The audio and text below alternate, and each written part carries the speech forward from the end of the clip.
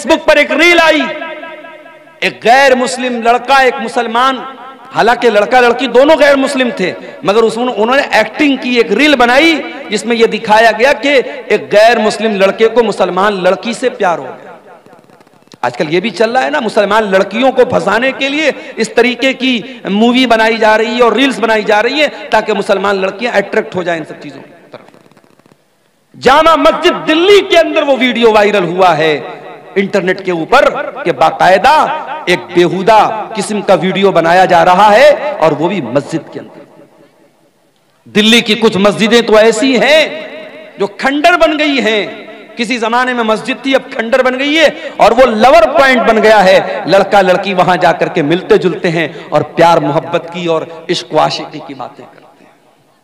अल्लाह पूछेगा कयामत के दिन कि क्या मस्जिदें इस मकसद के लिए थी, अय्याशी का अड्डा बनाने के लिए, पिकनिक स्पॉट बनाने के लिए?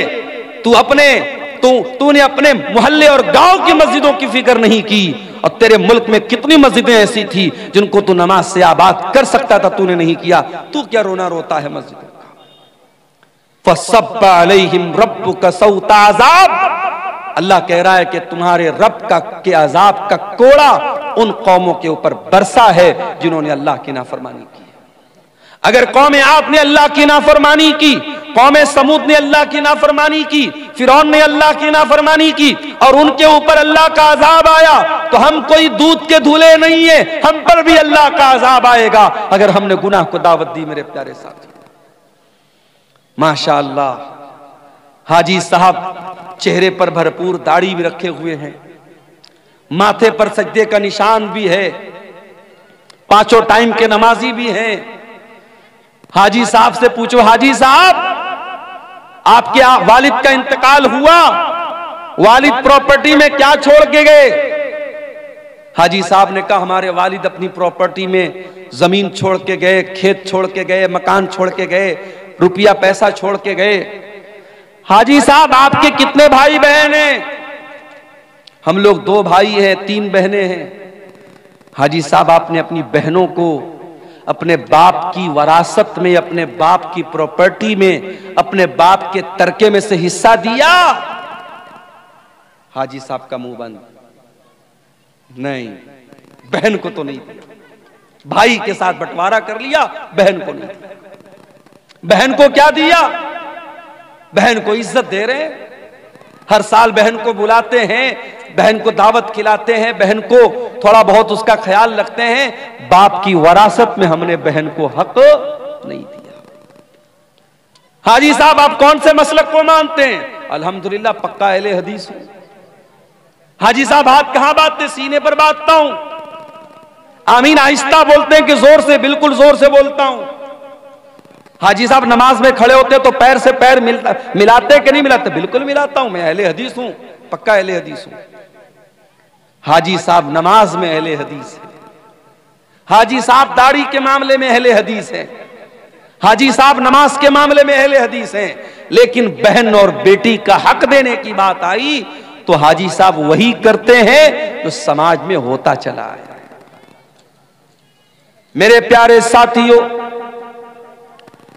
अल्लाह ताला ने बाकायदा एक सिस्टम बनाया है कि किसी के मरने के बाद उसकी प्रॉपर्टी में, उसकी जमीन में, उसकी जायदाद में कौन कौन वारिस होगा, और शरीयत ने बाकायदा उसका कानून बनाया है जिसको इस्लाम का निज़ाम मीरास कहते हैं, इस्लाम का कानून वरासत कहते हैं। अगर आपको इसको जानना है तो कुरान की सूरह निसा की जाकर के तिलावत कर लीजिए।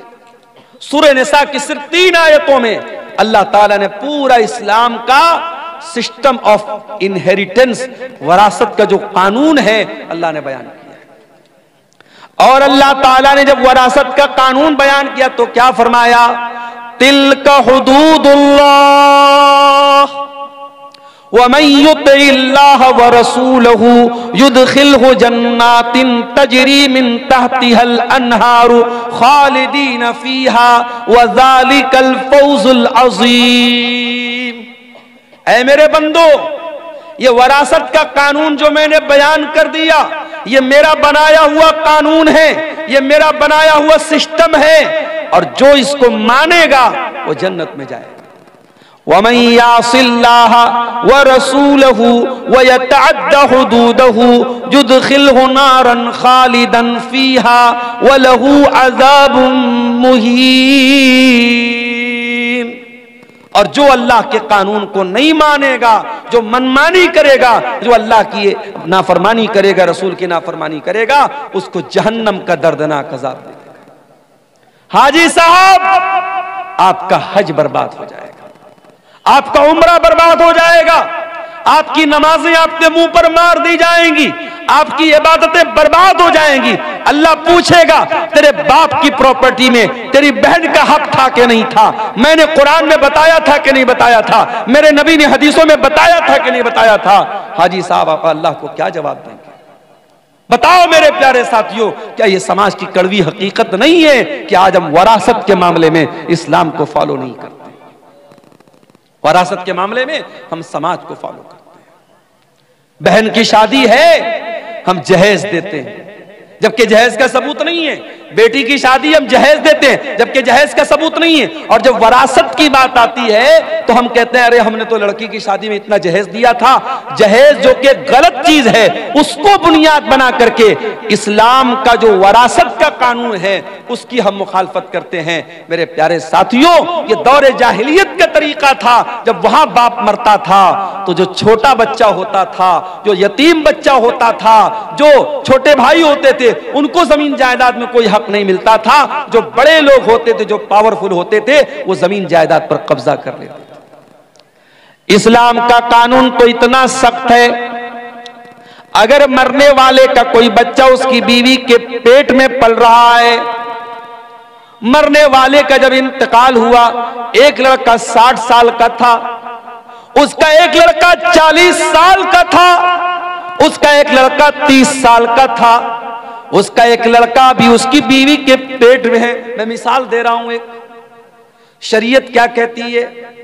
बाप मर गया, उसका अगर कोई बेटा 60 साल का भी है, कोई 40 साल का भी है, कोई 30 साल का भी है, कोई उसकी बीवी के पेट में अभी पल रहा है, जब वो बच्चा पैदा होगा तो जितना हिस्सा 60 साल वाले को मिलेगा, जितना हिस्सा 30 साल वाले को मिलेगा, जितना हिस्सा 20 साल वाले को मिलेगा, उतना ही हिस्सा, उतना ही हक उस बीवी के पेट से पैदा होने वाले बच्चे को भी मिलेगा।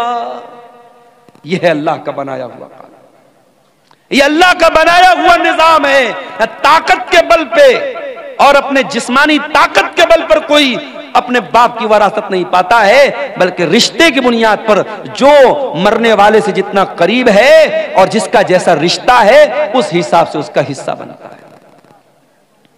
और आगे बढ़िए, इसी समाज में हम देखते हैं लड़की पैदा हुई, बाप की पेशानी पर बल पड़ गए, ये लड़की कहां से आ गई?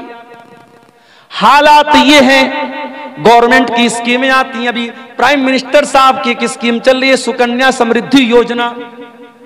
लड़कियों के नाम पर पैसा इकट्ठा करो, जब वो 20 साल की हो जाएं, शादी के काबिल हो जाएं, तो आपके पास अच्छा खासा पैसा हो जाए। यानी कहीं ना कहीं समाज में ये सोच मौजूद है कि लड़की आई है तो एक बोझ बन के आई, बेटी पैदा हुई तो मां बाप के माथे पर बल पड़ गए। ये मुसीबत कहां से आ गई? कल जब ये लड़की जवान होगी, हमें इसकी शादी करना पड़ेगा, इसके जहेज का इंतजाम करना पड़ेगा। इस जहेज की रस्म ने कितनी बच्चियों की, मेरे प्यारे साथियों, जान ले ली। गरीब बाप अपनी बेटी के जहेज का इंतजाम नहीं कर पा रहा है, बाप चिंता में जिंदगी गुजार रहा है, बेटी चिंता कर रही है कि मेरा बाप कब मेरी शादी करेगा। बेटे तो कभी कभी खुल के बोल देते हैं बाप से, मेरी शादी कराइए। बेटा कुछ करे या ना करे, कमाए या ना कमाए, शादी के काबिल हो गया तो बाप को जाके सुना देगा, मेरी शादी क्यों नहीं करा रहे। बेटी तो नहीं सुनाती ना, बेटी तो शर्माती है। बेटी 25 साल की हो गई, 30 साल की हो गई, 35 साल की हो गई, अब तो रिश्ते नाते आने भी बंद हो गए। मेरे प्यारे साथियों, इस जहेज की रस्म की वजह से कितनी लड़कियों की जवानी बर्बाद हो गई, उनको रिश्ते नहीं मिल रहे हैं। और एक बात बोलूं आपसे, अगर आप जहेज को रोकना चाहते हैं तो आप सिर्फ लड़की वालों को ये लड़के वालों से के कहने से ये काम नहीं चलेगा कि आप जहेज मत लीजिए। लड़की वालों की भी जिम्मेदारी है कि वो दीनदारी देख करके शादी करें। अगर लड़के वाले लालच कर रहे हैं कि हम ऐसी लड़की क्या शादी करें जहां से जहेज ज्यादा मिलेगा, तो माफ करना, लड़की वाले भी लालची होते हैं और वो तलाश करते हैं ऐसा रिश्ता जहां दामाद बहुत पैसे वाला या सरकारी नौकरी वाला या बहुत बड़ा बिजनेसमैन मिल जाए। अगर कोई मिडिल क्लास का लड़का है, कोई मामूली कमाने वाला लड़का है, उस लड़के के साथ कोई जल्दी अपना रिश्ता करना नहीं चाहता है। ताली दोनों हाथ से बजती है मेरे प्यारे साथियों। जहेज की इस गंदी रस्म के लिए सिर्फ लड़के वाले दोषी नहीं हैं, लड़की वाले भी दोषी हैं। अगर लड़के वाले मोटी रकम जहेज के नाम पर मोटी रकम तलाश कर रहे हैं, तो लड़की वाले भी उसी हिसाब से दामाद तलाश कर रहे हैं। अल्लाह के प्यारे नबी ने क्या फरमाया? इज़ा खतब इलैकुम मिम्मन तरज़ौन दीनहु व खुल्क़हु, जब तुम्हारी लड़कियों के लिए ऐसा रिश्ता आ जाए, लड़का दीनदार है, लड़का बाखलाक है, फज़व्विजूहु, तो तुम अपनी लड़की की शादी उससे कर दो। देखो अल्लाह के नबी ने 4 बेटियों की शादी की। मालूम है आपको, नबी की 4 बेटियां थी। सबसे बड़ी बेटी का नाम क्या था? कोई बता सकता है? इधर से कोई बताए नबी की बड़ी बेटी का नाम। बोलो भाई, सो गए क्या? मालूम है नबी की बड़ी बेटी का नाम? ज़ैनब। नबी की बड़ी बेटी का नाम ज़ैनब। और दामाद का नाम? ज़ैनब के शौहर का नाम बोलो, नहीं मालूम? क्या तकरीर सुनते हैं आप लोग? तकरीर सुन सुन के बूढ़े हो गए और आज तक नबी की बेटियों का नाम नहीं मालूम, नबी के दामादों का नाम नहीं मालूम। नबी की बड़ी बेटी का नाम ज़ैनब और ज़ैनब के शौहर का नाम था अबुल आस बिन रबी रजी अल्लाह तआला। नबी की दूसरी बेटी नाम था रुकैया, उनके शौहर का नाम उस्मान गनी। रुकैया का इंतकाल हो गया, नबी ने अपनी तीसरी बेटी की शादी हजरत उस्मान से कर दी। तीसरी बेटी का नाम था उम्मे कुलसूम, इनकी शादी हुई हजरत उस्मान से। दुनिया में हजरत उस्मान इकलौते ऐसे इंसान हैं जिनकी शादी में, जिनके निकाह में नबी की 2 बेटियां आई हैं। और रुकैया उनकी भी शादी हुई और रुकैया का जब इंतकाल हुआ तो उम्मे कुलसूम की शादी हजरत उस्मान गनी से। और नबी की सबसे छोटी बेटी, सबसे चौथे नंबर की बेटी का नाम था फातिमा, उनकी शादी किससे हुई? हजरत अली से। मेरे प्यारे साथियों, नबी ने अपने बेटियों के रिश्ते करने में दीनदारी देखी है। नबी ने रुपया पैसा नहीं देखा है, नबी ने जमीन और जायदाद नहीं देखी। आपने सबसे लाडली बेटी, सबसे छोटी बेटी हजरत फातिमा का जब निकाह तय किया हजरत अली के साथ, हजरत अली के पास कुछ भी नहीं था। आपने अली से पूछा, क्या अली तुम्हारे पास क्या है? कहा, अल्लाह के नबी मेरे पास एक घोड़ा है, एक ज़रा है। आपने कहा कि घोड़ा अपने पास रखो, ज़रा बेच दो। ज़रा बोलते थे लोहे की एक ड्रेस होती थी जो जंग के मैदान में लोग पहनते थे। अल्लाह के नबी के हुक्म से हजरत अली ने वो अपनी ज़रा बेच दी, जिसको उस्मान गनी ने 380 दिरहम में खरीदा। और उसी पैसे से अल्लाह के नबी ने हजरत अली से कहा कि महर का इंतजाम करो, क्योंकि हजरत अली अल्लाह के नबी के दामाद भी थे और हजरत अली किसके बेटे थे? अबू तालिब के बेटे थे। और अबू तालिब कौन थे? नबी के चचा थे। तो नबी ने अपने चचा के इंतकाल के बाद हजरत अली को अपनी परवरिश में ले लिया था। तो हजरत अली के गार्जियन भी अल्लाह के नबी थे, तो इसलिए आप हजरत अली के बाप की हैसियत से भी ये शादी करा रहे थे। आपने हजरत अली से कहा तो महर का इंतजाम करो। और उसके बाद चूंकि नई गिरस्ती थी, नया घर बनाना था, हजरत अली के पास कुछ नहीं था, तो अल्लाह के नबी ने हजरत अली ही के पैसे से एक तकिया खरीदा, एक चादर खरीदा और एक पानी का बर्तन, मशकेजा, ऐसी जरूरत की 4-5 चीजें खरीदी हैं। कुछ लोग इसको जहेज का नाम देते हैं, माफ कीजिए ये जहेज